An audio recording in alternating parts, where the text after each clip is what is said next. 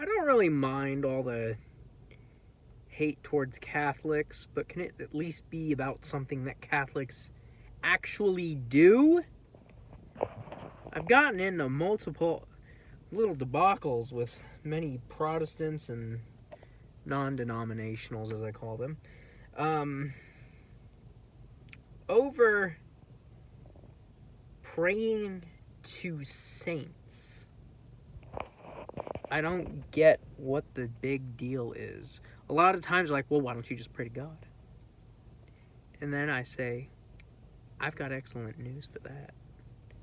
I pray to God all the time. Yay. Still, they don't really, you know, if you are a church, don't throw out thousands of years of traditions simply because you don't want to look too Catholic. That's crazy. I want to remind people, Lutherans especially, because I have the most ammo on Lutherans. Martin Luther would pray the rosary even after the separation. Also, Lutherans were called evangelical Catholics when they started their movement. Lutheran was actually a derogatory term that people would call them, and it just caught on. Like, okay, we're Lutheran. Now, I do see, I understand that there are a lot of Protestants who are now reading deuterocanonical books. Those are the books that are in the Catholic Bible, but typically not in Protestants. And sure, they put them in the back, but hey, I'm glad you're reading them. I think books like Tobit and the Maccabees, those have excellent teachings in them, excellent lessons. They're wonderful stories. And then there are some who ignore church fathers, and they take sola scriptura to this absolutely radical meaning. Like, I'm not going to listen to anyone outside of the Bible either. Saint Ignatius of Antioch? Nope. He's nobody. Saint Augustine of Hippo? Nope. He's not in the Bible, so I can't study his teachings. There are a lot of saints who did many, many great things. I think your work life would improve if you got to know Saint Benedict. I think if you were poor, or almost like if you're on the brink of being homeless, or you've just gone homeless, if you looked at Saint Francis and how he embraced poverty and showed people how holy it could be, it would really benefit you. I'm not afraid of becoming homeless. I will absolutely be homeless and do exactly what St. Francis did. I will not touch money. I will go preach the gospel. I can't make all these claims.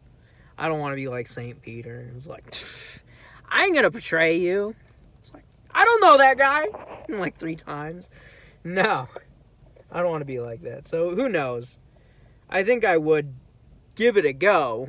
Who knows if I would be able to obtain that, if I get robbed and I try to give this perpetrator even more, like, oh, here, he steals my shoes, and I go, oh no, take my socks too.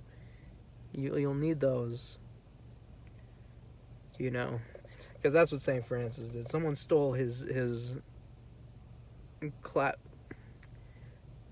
clavicle is the bone. I'm not sure if that's called a clavicle too exactly. Someone stole it, and he took off his robe and ran after the thief and said, here, take this too. You'll need it. And yeah, I don't know if I'd be able to do that, but hopefully I don't even have to. Hopefully the economy gets better. I'm not really like on the brink of being homeless, but it is a possibility in these hard and troubling times. I hate this new ice. No, I don't. It's fine. I'm drinking something delicious. That's what matters. That is just wonderful. That is not something I even deserve. Okay.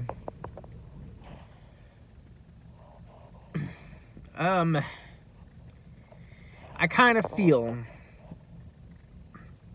song and dance just isn't really worship. Not that music is bad. I absolutely think, yeah, sure, there totally can be music in church and in your worship, because in the Psalms they reference lots of instruments. So there's really no reason there can't be songs and whatnot. But I mean, I just see the way Will Smith's doing worship. I feel like it is just I need to get my fans back and redeem myself. I don't think that's worship. Like, even what he's doing, even if like in his heart he felt like, oh, this is me honoring God, I feel like in order to have a good conversation with God, you need silence. And I think that mysticism is something absolutely wonderful and holy.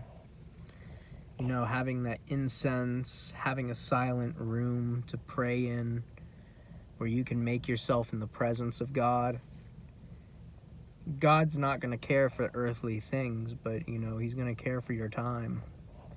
Because in the end, that is what love is. It's time. It's how much you're willing to spend, how much you sacrifice, how much of it you sacrifice for the person you want to love. Now,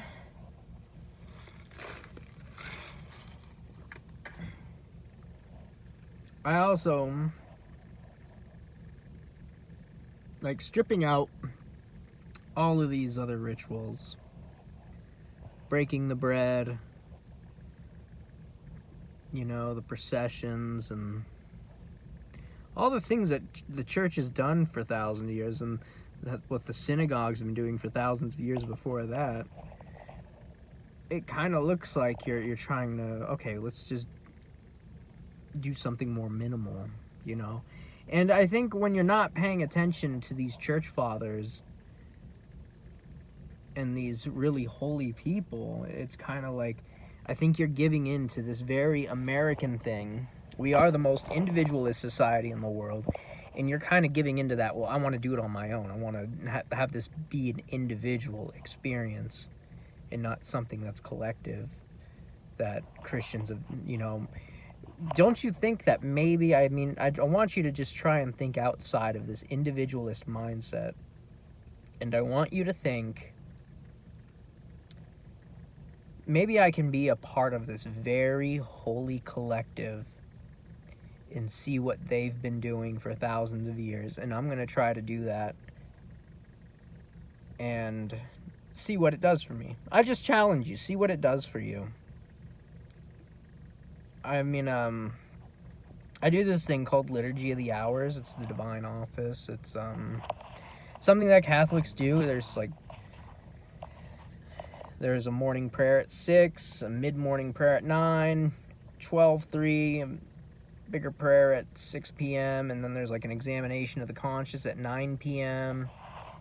And I mean, you could work like an hour around that. And it's very beneficial. The examination of the conscience especially, you like recount everything you did, all the venial sins that you've committed, how you can improve and whatnot. It's a wonderful thing. And, you know, you're reciting psalms and canticles from various parts of the books of the Bible. It's really wonderful. And, you know, singing along to those things, and you can do them with people or by yourself. It is an absolutely wonderful experience. I actually took a break from it just to read scripture. I'm trying to read. I've been a Catholic for over a year now.